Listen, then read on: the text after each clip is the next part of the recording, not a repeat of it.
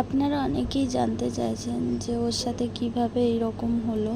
অনেকে কমেন্ট করছেন, অনেকে আমাকে পার্সোনালি মেসেজ করছেন, হোয়াটসঅ্যাপে মেসেজ পাঠাচ্ছেন, তাই ভিডিওটা ছোট্ট করে বানালাম। দিনটা ছিল 3 অক্টোবর, ওর জন্মদিন।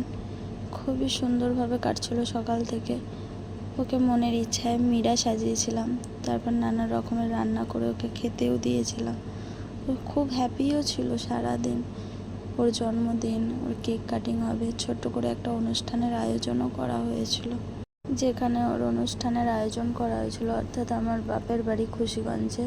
আমরা রাত্রে ওখানেই যাচ্ছিলাম, প্রায় বাড়ির কাছেই পৌঁছে গিয়েছিলাম। হঠাৎ একটা অ্যাক্সিডেন্ট হয়ে যায় আমাদের গাড়িতে। আমি ছিলাম, আমার হাজব্যান্ড, আমার মেয়ে আর আমার হাজব্যান্ডের একটা ফ্রেন্ড। অ্যাক্সিডেন্টের পরও আমার কোল থেকে পড়ে যায়, আর পড়ে গিয়ে ওর একটা পা ভেঙে যায়, থাই বোনটা ভেঙে গেছে। কিন্তু কষ্ট এখানেই হচ্ছে, ওর যদি কিছু না হতো হয়তো ভালো হতো। আপনারা সকলে আশীর্বাদ করবেন, ভগবানের কাছে প্রার্থনা করুন যেন তাড়াতাড়ি সুস্থ হয়ে ওঠে। এরকম হঠাৎভাবে হয়ে যাবে কখনো বুঝতে পারিনি।